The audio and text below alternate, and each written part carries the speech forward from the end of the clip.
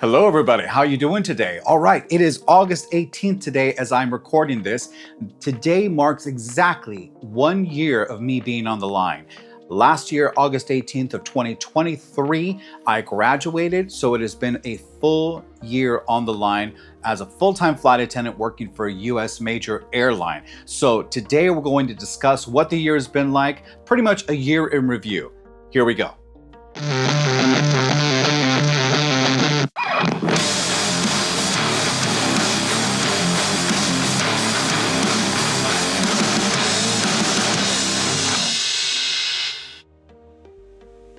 So yes, it has been a full year as a full-time flight attendant on the line to the date. This is surreal, it's amazing, it's great. Let's talk about how it's been. The crazy thing is that I started this channel as kind of like a fluke. If you haven't seen my very first episode, I'm gonna go ahead and link it right here. But basically what I did was I thought, you know, I'm in my hotel room, let me do a little video, a little documentation and see how this goes. Maybe this could be something. Maybe I can turn it into maybe a YouTube channel, who knows? So it was really a fluke. I didn't know how that day was gonna go. Luckily, I was able to get a CJO that same day. So I was very fortunate to do that. And it has been wonderful. I think so far it's been a great ride. It has been an amazing time to meet amazing people, whether also flight attendants or pilots or gate agents or customers. It has been a really great privilege for me to have done this. Things and places that I just never thought I would visit, at least so soon. Hopefully eventually in my life I would have gotten there, but this has really accelerated the process completely. So let's go ahead and talk about what the year has been as a whole. Types of trips that I've taken. Mostly I've been taking a lot of domestic trips. Now, domestic trips, whether you're on the line, you tend to side towards doing more internationals or more domestics. There's kind of like two different camps when it comes to that. I do side a little bit more with the domestic side, simply because you're a little closer to home, you're not so far away, not so much jet lag, not so much of the time change, a little bit, but not as much. And then also the credits tend to sometimes be the same, maybe even potentially higher, depending on where you're being sent to. Now, the other thing is that it is a different animal. Working an international flight versus working a domestic flight, yes, we're still giving excellent service, but it's completely different workflow and it's a completely different animal. And some people dig that, some people don't. I personally try to stay a little bit more with the domestics, and I do an occasional international. So far, I've done 5 internationals, and I try to do probably one every 2 to 3 months, more or less, just to kind of keep current with what that side of the pond is all about, right? But I do tend to stick a little bit more with the domestic flying, and I do like the A position, which is our flight lead. So that tends to be more of my cup of soup when it comes to that sort of stuff. Now, locations have been amazing. Locations have been anywhere from San Francisco to Boston to New York to Fort Lauderdale, Austin, Texas, all over the US. I've also been fortunate enough to go to Hawaii, I think about 3 or 4 times, Lihue, Kona, and Honolulu. The only one that I haven't done yet is Maui, so hopefully I'll be able to do that on year number 2.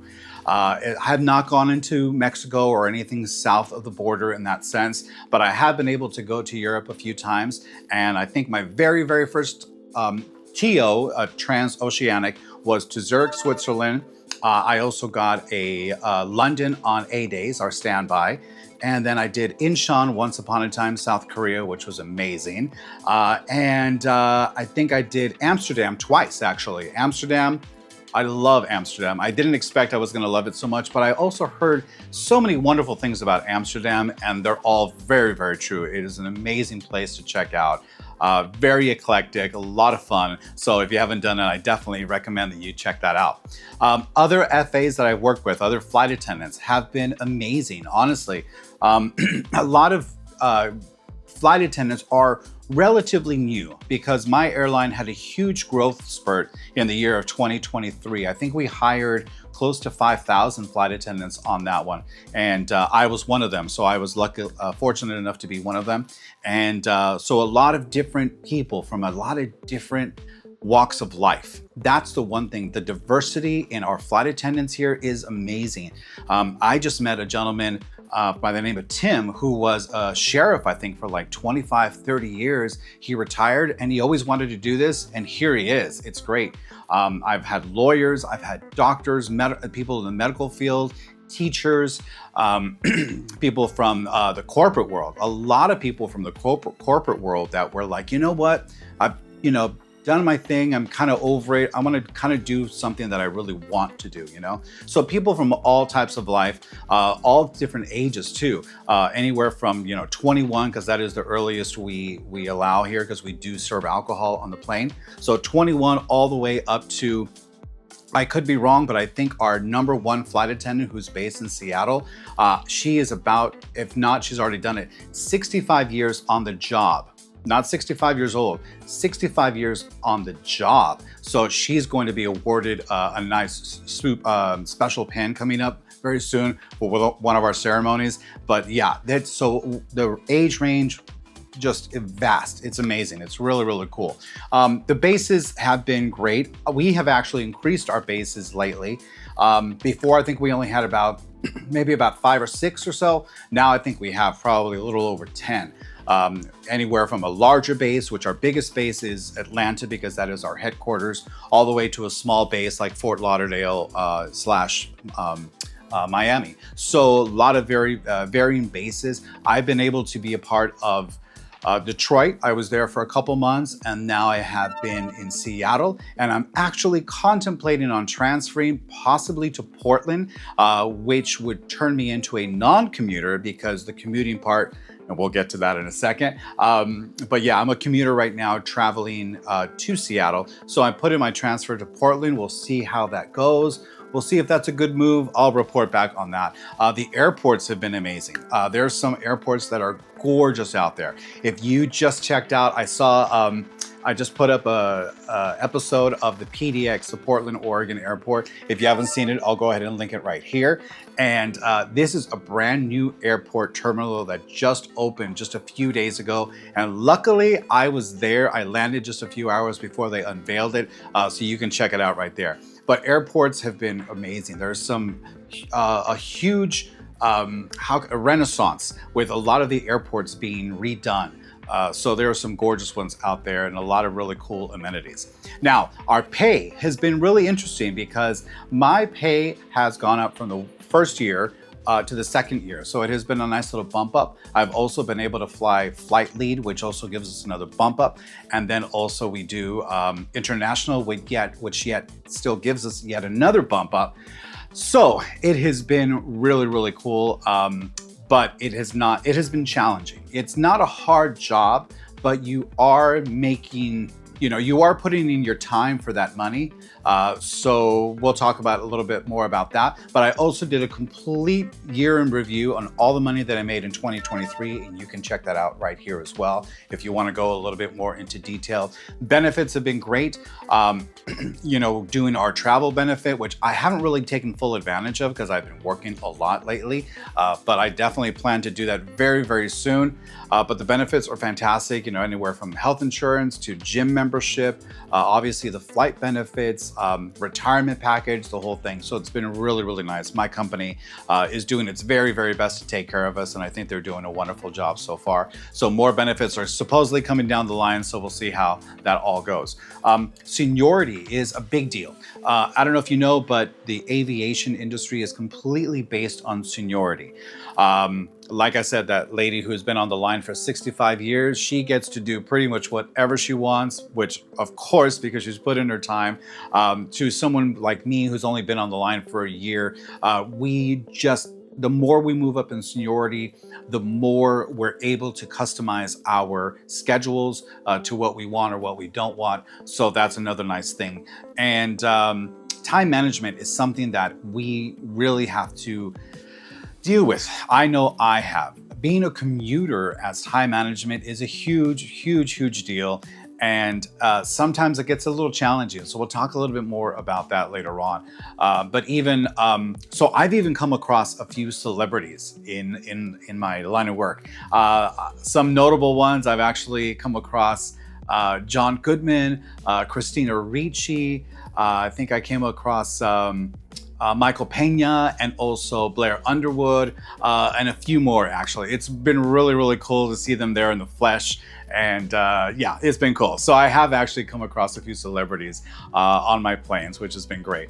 I'm planning to hopefully do my very first non-rev this coming month. I'm not sure if I want to be going to possibly to the Asia side, or if I might be going to the Europe side, or even the South America side. I'm figuring that out right now. But when I do, I'm gonna go ahead and record that and let you guys know how it all goes. But so far, I've only kind of non-rev to LA to see my family, which I kind of don't know if I count that non-revving per se, but taking a nice, turn around the world to go see what's out there with my benefits. I haven't quite done that yet, but I do definitely plan to do that very, very soon. All right, so at our 1 year, actually this came a little bit sooner. During our 1 year, we did, our company threw a party for us, a 1 year congratulatory party. And this happened a few weeks ago, and we called it Lift. So I shot a little footage, seeing some people, from my class. I had a great time seeing all the people from my class. We had a great time, great food. It was really a lot of music. We got on the dance floor, the whole thing. And the really cool part actually was that they did a fashion show, which actually was one of my favorite parts, because they showed the uniforms that we've had over the course of, the existence of the company. There's a little news right now that our uniforms are going to be changing again within the next 2 years or something like that. And so there's another change coming down the pipeline as well. But it was really, really cool to see this fashion show with all these different uniforms, and it was a nice blast to the past. And really, really nice uniforms. I was like, some I'd never even seen before. I was actually really, really surprised about a lot of them. So now let's talk about a little bit about the challenging parts about the job. It hasn't been all, rose petals, if you know what I'm saying. So the biggest thing that I have a challenge with in this job is literally the commuting.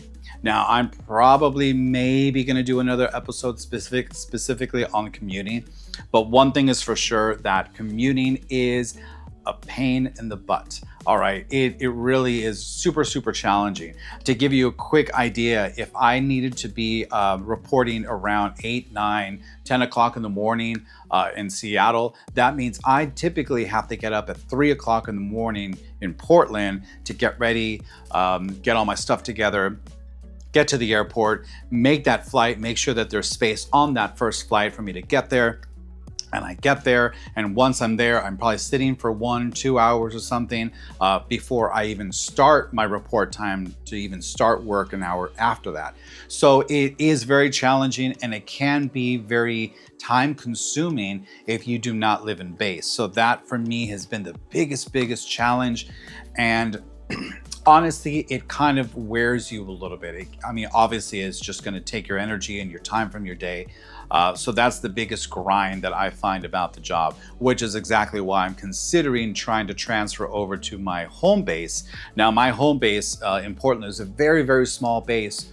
Not a lot of flight attendants are there. So it's very senior, and it's kind of difficult to get into. So I'm going to give it a try. Once I get in, we'll see if I like it or not, if it jives with me. If not, I can always go back to Seattle later on, or Los Angeles, or another base and try that out. But then again, I would be a commuter again. So we'll see how that goes. So that has been really the biggest challenge on this job so far, has been the commuting.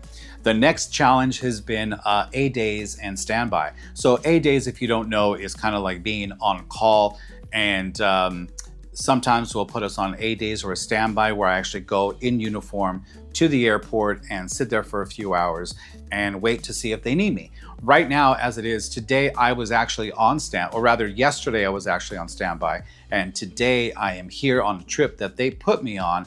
So right now, currently I am in North Carolina, and tomorrow I will end up in Florida, and then back home from there. So this is actually a standby 8-day trip that I'm actually on right now.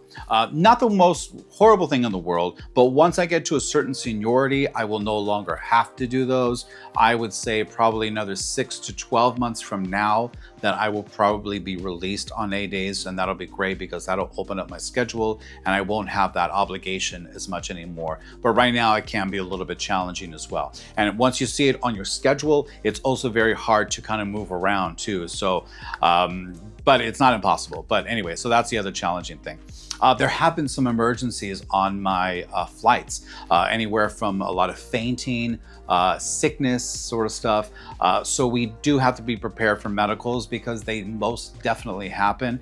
And we just have to go through our procedures and make sure that everyone's okay. Luckily for me, there's been nothing major to where we had to divert or do an emergency landing. It's been more just like fainting spells and sickness, nausea, things to that nature, which we're able to take care of on the plane itself. So it's been good so far. I have had one situation where we did have some first class passengers that we had to remove. If you haven't seen that episode, I'll give you the full details. You'll see it right here. So that has been really my only true horror story so far. Like I said, the flight attendants and the pilots, the gate agents, everyone has been super, super cool. So I've been very, very lucky. It's been great. So that has basically been the biggest chunk of things that the challenging parts of the job. It's not a perfect job, but we do what we can, and we just have to stay professional, and we just have to stay kind, and just do the job to the best of our abilities and go from there. So it is been great. It has been something that I probably will be staying in for the rest of my working days. It's kind of hard not to, it is a very flexible job. The job itself is not difficult. It can be grinding and challenging, but the job itself is not difficult. If you're a people person and you like people and you like dealing with people and interacting with people, then this is a very, very good opportunity and job that you might want to consider.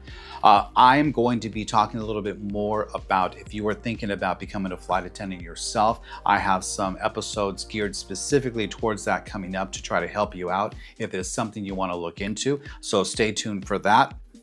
Like I said, for some of us, it is career 2.0. For me, it is career 3.0, really, because I was used to be a wedding photographer for 14 years. I also do other creative things. I'm a musician, but I also worked in the restaurant industry for many, many years as a bartender and server. So this is kind of like career 3.0 for me. I even considered maybe possibly going into the pilot world, as I mentioned before. I'm still looking into that. There are a lot of challenges there are to that. And when I say challenges, I mean challenges, if you know what I'm saying. So we're looking into that, but we'll see. But either way, if that doesn't work out, that's great, because this job here as a flight attendant has been very, very good, and I'm very happy where I am. So I would imagine that this will carry me through for many, many years to come. All right, guys. Well, that is basically the year in review. It has been great. It is something I'm going to be sticking out. I will be transferring to base here and there to try to make this job a little bit more fitting to me. As my seniority goes up, I'm sure my trips will go up. One of the big trips that I really, really want to do is going to Spain, either going to Madrid or going to Barcelona. That would be a dream trip. That is on the top of my list right now. I haven't done it yet. I haven't been able to secure a trip like that yet, but hopefully very, very soon. And that'll be a very happy day for me. So, well, guys, there we go. That is a year in review, a summary as quickly as I can put it together. It's been great. If you are considering to get into the aviation world or become a flight attendant, and you'd like to know how to go about doing that, consider subscribing to the channel, because I do have some episodes coming geared specifically towards that, okay? If you have any questions or comments, please leave them below. I do my very, very best to answer every single one of them. And thank you very much for the follow. Don't forget to follow me on Instagram, also at Valencia Flyer. You'll see some other content there that I don't put here on YouTube. And you can also message me directly there as well, or again in the comments, and I'll get back to you then. All right, guys, thank you very much for everything. It has been a wonderful year. Thank you so much for subscribing to the channel. It's great. Thank you so much. I love the community that's being harbored here. And I just really appreciate you guys. Thank you so much for watching the channel, and we will see you guys on the next one. All right, take care now. Bye-bye.